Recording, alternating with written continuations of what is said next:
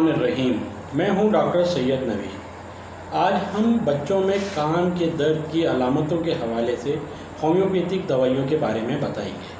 वैसे तो कान के दर्द में सबसे ज़्यादा इस्तेमाल होने वाली दवा कैमोमिला है, जिसके बहुत अच्छे रिज़ल्ट हैं। इसके अलावा कान के दर्द में 3 दवाएं रोज़मर्रा के तौर पे काम आती हैं। अगर बच्चा रोने में बेचारगी दिखाए और नरमी रहे तो उसमें पल्साटीला दी जाती है।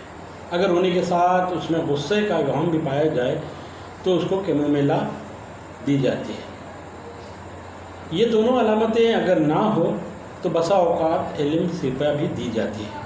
और कान के दर्द में ज़्यादातर बेलाडोना का इस्तेमाल भी किया जाता है। इसके अलावा कान के दर्द में कान में कतरे डालने के लिए म्यूलिन के नाम से एक मेडिसिन आती है, जो किसी भी कंपनी के हवाले से दी जाती है, चाहे वो मसूद की हो, बीएम की हो, डॉक्टर रिचर्ड की हो या श्वाबी की, ये आपके ऊपर है।